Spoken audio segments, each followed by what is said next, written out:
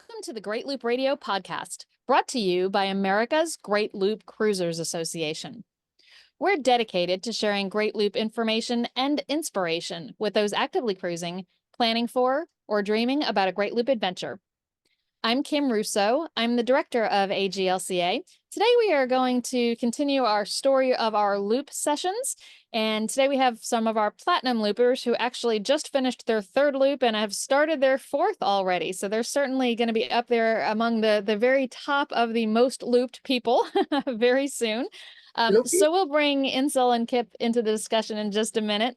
As always, I'd like to take a moment to recognize and thank our Admiral sponsors who support AGLCA at the highest level. They are Curtis Stokes and Associates, Great Loop Yacht Sales, Passage Maker Trawler Fest, Skipper Bob Publications, and Waterway Guide Media. As always, we encourage our listeners to support these businesses that support the Great Loop. And with the sponsor recognition complete, I'd like to officially welcome Insel Angus and Kip Rodecker to Great Loop Radio. Thanks for joining me today. Well, thanks for having us. Thank you, Kim. Yeah, I'm excited about this discussion because I think there's several things that you've done that are a little bit unique. And now that you're on your fourth loop, certainly lots of stories to tell. But let's start off, just kind of tell us about yourselves and the boating experience you had prior to starting the Great Loop. Mine gonna be the fastest. I'm a retired nurse and also retired military. And I had absolutely no prior boating experience before our first loop. Maybe 1 hour of renting a little Catalina sailboat on San Diego, but I had none. I just needed something to do. And how about you, Kip? I grew up on Lake Minnetonka. I had my own boat when I was 12 years old. When I was 12, 13, I was how do I say this diplomatically? I was driving the adults while they partied and bringing them home in the middle of the night. And I got called out of bed more than once at 1 a.m. to go get my parents and retrieve them in our cabin cruiser. So I've been running boats and dealing with interesting situations like that since I was a little kid. And I navigated a lot of the Mississippi River during that period of time while the owner was incapacitated. Again, I'll leave that gently. At 17 years old, I dropped out of school and I went into the United States Coast Guard because I didn't want to get drafted and go to Vietnam. I admit it. And it was a good fit for me. I was involved in search and rescue and law enforcement and aids to navigation in the Coast Guard. And then after that, I worked at Sierra Boat Company at Lake Tahoe, refinishing wooden boats, antique wooden boats, hackercraft and Chris-craft, those sort of things. And I had my own 18-foot Chris-craft wooden runabout. And I also had a really classy little snipe sailboat with a beautiful mahogany deck. And then we were in Reno, Nevada, and I kind of missed boating. We both wound up retired. And I was doing some research to something to do besides sit on a couch and die. And I looked at traveling the Mississippi River.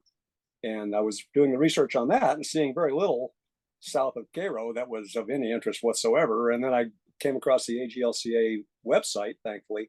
And that was very intriguing. And I started shopping for a boat very soon after that. And I can go on and tell you from there about what boat we bought if you want me to, or I'll answer your next question.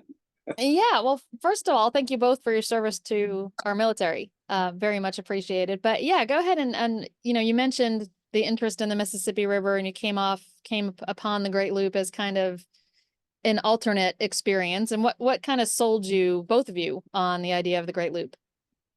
Well, the fact that a lot of people are doing it, and there's a communications thing, and there's a intercooperation thing. You're not, playing Magellan here and doing it all by yourself. And it's just such a well done presentation at the website and all the information. It looked like something that I was very interested in pursuing. We did go to a rendezvous to see what it is all about and what kind of boats are out there, and listening to people of what they're looking for and what they're doing, and that helped a lot too. Yeah, we went to Wheeler just primarily for the boat crawl, and got some ideas, and we bought a 40-foot Chunghwa aft cabin trawler, which was a boat that we could afford, and it had the Lehman engines in it, which I really liked. That was the best thing about that boat in retrospect, was the Lehmans. I really enjoyed those simple engines. But we did the loop on that boat, and I wound up getting a knee replacement in Chicago.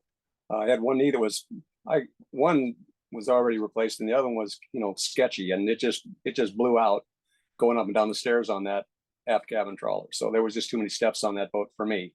Mm-hmm. And there was a couple of things about that boat that weren't ideal. We sold that boat with a great degree of difficulty, but we did get that boat sold. And we tried RVing, and that did not pan out at all. And I got back on the internet and did research, and I found the Endeavor catamarans. And it was either an Endeavor or the 34-foot, PDQ. Mm-hmm. And we saw them both, and the Endeavor just seemed like the boat for us, and it's proved not to be such. So tell us what it is about the Endeavor that attracted you and made it seem like the perfect looping boat. I'm going to sound like Steve Russell, the boat broker now. Yep. Yeah. This boat is just, for us, I'm saying just for our purposes, this is the ideal loop boat, I think. It only draws 3.5 feet of water, and the running gear is protected. I knocked the props off that Changhua, and that cost a lot of money. This boat, I've hammered it on a couple sandbars, and it hasn't hurt a bit. There's two kinds of people that do the loop. I'm sorry, I have to say this. There's people that say that have been aground, and people that are going to go aground. I mean, it's just a fact of life. You just have to really be careful and try to do it as gently as possible. Other than that, the boat has only got 14-foot air clearance, which is really handy here in Florida. We're in Boca Raton right now. And, we come to a 15-foot bridge, we just plow right under it while everybody else has to wait. The boat gets 2 miles to the gallon. It cruises very nicely at 7.5 knots at 2 miles per gallon. And it can do 18 knots if we need to. And I've had to use that from time to time. It's got a lot of room. It's got a walk around queen bed. It's got a washer and dryer, on and on and on. It's just a great boat for us. Yeah, this is all captain stuff. Now, for me, one of the things was a really big galley where we both can be in there without elbowing each other. It has 2 guest rooms, and we don't really need it, but one becomes the garage. Of course. And washer and dryer was really important to me, so that when we do go into a marina, I don't have to sit at the laundromat. We actually get to spend the time in the towns and stuff, since we are anchoring a lot more. So galley is important for cooking. We've got a wide space where we can sit and we can see out and see the wonderful scenery that we go through a lot better than we did on the Changhua. So those are the kind of things that I really enjoy on the Endeavor, rather than the other one. Powered boat davits. It's marvelous to be able to just hit the buttons and the dinghy goes in the water, rather than go crawl back window and risk my life. So I really enjoy the powered boat davits. So. Yeah, we have to use the dinghy every day because we've got a 4-legged that refuses to utilize the boat. He wants to go ashore twice a day, so we better go ashore twice a day, or we'll be breakfast. Yeah, and I want to talk more about the pet aboard. But a question I get from people a lot who are looking at catamarans as possible Great Loop boats is whether it's harder to find dockage. And when you do find dockage, is it more expensive for a catamaran? So what's been your experience with that? This boat is 18.5 feet wide, and my experience has been that the majority of slips in marinas are 20 feet wide. Occasionally, just because you use the word catamaran, quite often it's a young lady, but whoever answers the phone immediately assumes catamaran's got to go on the T head, got to go on the dock, and that's fine too. I don't care, but no, I can think of not even a handful of situations where they had space available, but not for a catamaran. We've always been able to find space in a marina that had space. every once in a while, they don't understand that 18.5 foot wide means that a 19-foot slip might not be perfect because fenders don't really fit and stuff. And then we usually say, no, we're not going to go in there. And they say, hold on. And they always find us another slip. They always do. One time in Montreal, a guy tried to put us in an 18-foot wide space between the dock and another boat. He said, no, it'll fit. And I got in there and it was a force fit. And then I said, this isn't going to happen here. And they found us another spot. So it's and even, I mean, we're not on a catamaran, and we've had that happen a couple times where older marinas have, some of the slips are a little bit more narrow. I think we've had 2 on our Great Loop and beyond that our 14.5-foot beam cannot get into. So it's not just a catamaran problem. So obviously, if you've only had it happen a couple times, it's not something that catamarans, at least not an endeavor. If you're a wider catamaran, it might be a bigger issue. And we've never had a marina say that we have to pay more because of our width. It's always just the length. It's always just the length. Good to know, because that I think that's one of the misconceptions for people who have catamarans. The other thing about cats, and on the Endeavor, probably not an issue, but did you do the Trent Severn or the Rideau Canal, which have some narrower locks? Yep, both of them. 3 times now? Yeah. Twice in this boat. The Rideau, was that the one that seemed a little narrow, but it plenty wide for us. Plenty wide. But you can't buddy up to too many other boats if you do that. Right. Yeah, there was a couple of flood control gates that were a little tight, but I mean, what's tight? 25 feet probably. When you're going at 6 knots, that's tight. You've only got 3 feet on each side. So no. Yeah, we the Trent Severn's narrowest lock is 23 feet, the last lock, 23 feet wide. And when we were going through, there was it might have been an Endeavor cat. I don't recall, but there was a catamaran right before us that certainly fit. It was just a little tighter squeeze than many of us had through there, but certainly not a lock that you were going to have 2 boats side by side going through anyway, regardless of whether it was a catamaran or not. So, yeah, well, and I know the Rideau in particular can be a little bit shallow. I think they maintain it to 5 feet. So having a 3-foot draft is ideal for that. Yeah. To answer your question, when you said there's a 23-foot wide lock, that was news to me, because obviously I didn't have a problem, because I don't even remember that. Yeah, so. Not an issue for you. And the lock masters are 80% of the time, the lock masters are really good and knowledgeable. 20% of the time, maybe not so, but 80% of the time, they're really knowledgeable. And if there is a question, they ask you, and they might tell you where they want you, rather than letting you pick your spot. Right. That's great information. So tell us about your cruising preferences. And what I mean by that is, how fast do you prefer to cruise? How many miles a day do you prefer to plan for? And, how frequently do you anchor versus marinas? Those types of things that have a big impact on how long it takes to do the loop, and also how much it costs to do the loop. Well, when we're traveling and trying to, like get to the pig roast in New Baltimore, we may do 50 miles a day. But today we just traveled 14 miles. I saw this really nice anchorage. I said, let's just stop here. This is a good spot. So a normal day for us, if you could average that out, I think 35, 40 miles is a comfortable cruising day for us. Usually what we do to figure out where we're going to go next is, in the short run for the next day, we look at what our anchorage is about 30 miles away, 30 nautical miles. And then we look for something a little closer and something a little bit further down, in case that either the wind picks up and we need to hunker down sooner, or we don't like what we looked at initially and want to go a little bit further. In the long run, we kind of look and say, okay, we've got to get our mail, okay, because we get our meds and everything through the mail. So which marina do we want to be at approximately 10 days from now? And then we look at that, we see if they have a slip, and then we divide the distance, we'll divide the distance between 10 days, and that tells us where to go. Yeah, those are great planning tips. I think that's going to be helpful for a lot of people. How fast do you like to cruise? 7.5 knots. And this boat at 1600 RPMs runs at about 7.5 knots, 8.5, 9 miles an hour.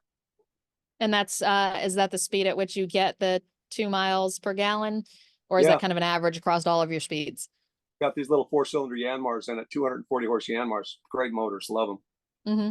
Excellent. So let's talk about anchoring, because I know you said you anchor frequently, and we're going to jump into talking about the pet and what's required there. But how frequently do you anchor versus pull into a marina? I'm going to answer that. She might not agree with me, but I think we anchor 5 out of 7 nights, if not more. Yeah. Every once in a while we stay in the marina a little bit longer because we like the place, so we're doing things. Yeah, we stayed in a place in Key West for 9 weeks. We got a good spot there. We spent February and March in Key West, in Marathon. Then we spent a week down at Key West just to spend some time in that town. But normally when we're just doing, like when we're traveling the loop, we 5 to 2, 1 or 2 nights a week is it, because our endurance is it's a little over a week for water and for pump out, so we don't have to do anything, and laundry. So that's really the criteria, is when we start running out of clean underwear, we start looking for a marina. Yeah. So let's take a quick break. Oh, go ahead, Insel. No, I just wanted to say that's a very big change from the first time when we did the loop. We spent a lot more time in marinas because we thought we needed to. We weren't that comfortable yet. No, we don't. And now we just we don't need to. Yeah. I know you need it. Yeah. Right. Let's take a break. Let's play a message from a sponsor. When we come back, I do want to talk a little bit more about what made you realize you didn't need to be at marinas and that you could enjoy the anchorages more. And then I want to talk about your furry friend that is aboard, because I think that is also something a lot of people are super curious about. So let's go ahead and take that break, and we'll be back in a moment. Our friends at Argo Navigation have created a free boating app that gives AGLCA boaters an easier way to plan their trip, navigate safely, and share information with fellow loopers. Argo has nautical chart coverage throughout North America, auto or manual routing, depths and tracks to avoid shallow water, trip details while en route, and a captain's log to save everything. You can also see other boaters, message them, and share experiences with in-app social features. Coming soon is a premium version with weather, wind, tides, offline charts, and more. Download the Argo Boating app on the App Store or Google Play. Green Turtle Bay Marina and Resort has consistently been voted a must-stop by loopers. It has earned the coveted 5-anchor designation from Quimby's Cruising Guide. This full-service marina features over 450 slips. They are located at mile marker 31.5 on the scenic Cumberland River. Green Turtle Bay is a proud commander sponsor of AGLCA, so join them and find your waterway of life. We're back on the Great Loop Radio podcast. Today, I am talking with Insel and Kip. They are platinum loopers, which means they've completed the loop more than one time. And in their case, that would be 3 times, and have started the 4th. So we were just kind of chatting about your preference for anchorages. And I think it's really interesting that you started off your first loop doing a lot more marinas, and then later realized, and I think it was your words, that you realized you didn't need to do that, that you could anchor. So what brought that shift in your thinking and made you realize that you could anchor more and that you enjoyed anchoring more? Well, experience. I think we're getting better at being on the boat. We had to figure it out because we can't get more than 44 feet away from each other. Right. And that is a small distance sometimes. But so I think too is one of the things is that in the first loop we were learning a lot still. And being in the marina is where you have the docktails and where you have the other loopers and stuff. Right. Now the support has improved so much. with just even something like Nebo messaging and putting it on your website or the Looper Facebook page. If you have a problem, there is always somebody there that can give you an answer and help you with it. Yeah. You also mentioned the davits that you have, which make it easier to launch the dinghy. Anything else that you added to the boat that helped with making it more comfortable for anchoring, or anything that the Endeavor has that the first boat did not have that makes it more suitable for a frequent anchoring? Oh, I've got an electric windlass that forward and reverse, so I don't have to lower the anchor manually. I can lower it. And I also have got a real nice bridle setup, which makes the boat ride a lot nicer, I think, and more securely. Right. And learn. Again, experience. I'm just more confident and comfortable with the anchoring that with my ground tackle and my ability to anchor us securely. And we're getting better at using. I use Aquamat's anchor alarm, so I can sleep better at night. Skipper Bob, one of your sponsors, is very good in pointing out where there are anchorages where you can use with that are pet friendly. And I think both of us, but specifically me, have been getting a lot better with looking at Windy and the apps that show you where there is a good spot to anchor versus where you're out in the. Yeah. Well, let's talk about the dog, because it is not a small dog. That's his picture up on the wall, if you can see it. I don't know. I can, yes. He's a Border Collie Blue Heeler. He weighs he's almost 65 pounds now. He's getting older. His metabolism is slowing down, and he doesn't get as much exercise as a Border Collie probably should get. But he's comfortable with it. He's really adapted to the boat. He's a great traveler. And when the anchor goes in the water, he's looking at me saying, "Okay, the dinghy's next, right? Let's go." And we go to the beach someplace. So, and Insel mentioned you were getting better at, finding pet-friendly anchorages. How much of a challenge is that? Because we do have so many loopers with dogs who would love to anchor a lot, but they do worry about getting the dog safely to shore. I got to be diplomatic here. I look for boat ramps.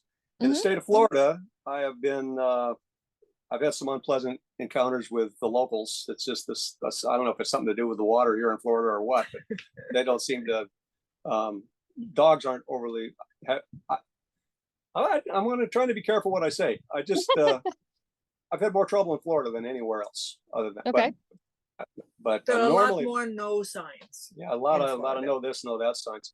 No, just you can always find a beach or a place where you can land the dinghy where there's some woods, and we always pick up after him, even in the wilderness, and we always way to dispose of what's left behind. Every once in a while, we thought we had an anchorage and found out that it was just mud or mangroves, and then we just have to go a little bit further, and that's one of the reasons where I was said when we plan for the anchorages, we have an alternative already.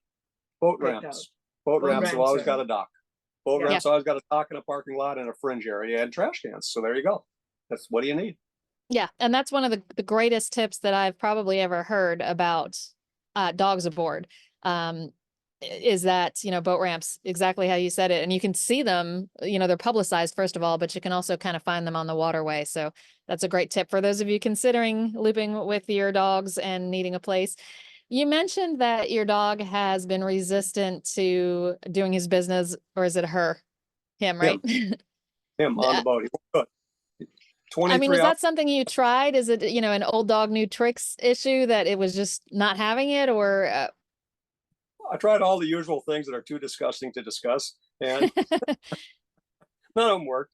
But the veterinarian told us the dog can go 36 hours. 48 hours, actually. He went 23 hours. We got to Tarpon Springs, and I thought he'd just be crazy to get on the shore. And we went on shore, and he sniffed around, and he was just in absolutely no hurry to do anything. He was just fine. 23 hours, he was just fine. So that's what people tell me. And I have, I share that. We have not looped with a dog. And I think dog owners just naturally worry about their pet when it's been that long. But from what they have told me that their vets told them, the dog will go before it will allow itself to be harmed by waiting that long. But so it's great to have somebody who has that actual experience with a 22-hour crossing, and the dog did fine. Yeah, he was fine. Yeah. So you obviously have lots of loop experience at this point. 3 completed, 4th one underway. This is such a hard question when people ask it to me, but I'm going to ask it anyway. What are the best parts of the loop in your eyes? Everybody's is different. And, it's a trip of highlights. So it's hard to pick a highlight from where there are so many. But if you could narrow down just a few of the best, what are some of the best things about the loop? Well, one of the things that we get it asked all the time too, and it's not a specific spot, it's the experience. Mm-hmm. It's learning something new every day, meeting new people every day, the camaraderie of the loopers. Mm-hmm. When you see the looper flag, you're going to have something in common. You actually have 2 things in common. You have boating in common, and you have traveling in common, and you have going along a specific route in common. Highlights, too many to mention. But I think the experience and being able to do something different every day, but not being on the clock, you can't buy that. Yeah, it really is. 3 days ago, we ran into, I think it was Jolly Roger. Anyway, we said, hey, how you doing? Last time we saw you was in Ontario. So last June. Yeah, last June. So there you go. It's really cool. We run into people we've met before quite often, and that's a lot of fun. Yeah. Now, on your 4th loop, are you still finding new things to discover? Well, I got to be honest with you. I don't know if we're going to do the loop or if we're just going to explore the East Coast, but we're going to spend more time gunk holing. We're going to spend probably at least a month in the Chesapeake and time in the Albemarle, and just slow down and do some more side trips, and just maybe just anchor in spots for 2-3 days at a time, and just kind of. The anchorage we are at today is a brand new anchorage, because we weren't in a hurry. One of the big differences that I always say is the first loop we did the loop. We marched around. We marched around with schedule. We worked at it. And now we're boating, and we're going along the route of the loop, and that is a difference. Much more relaxed, much less goal oriented, or just experience oriented this time, I think. Yeah, I love that. That's a great way to put it. So now that you have all of that experience, what would you tell someone who is, looking back to when you were just getting started and were in the planning stages, and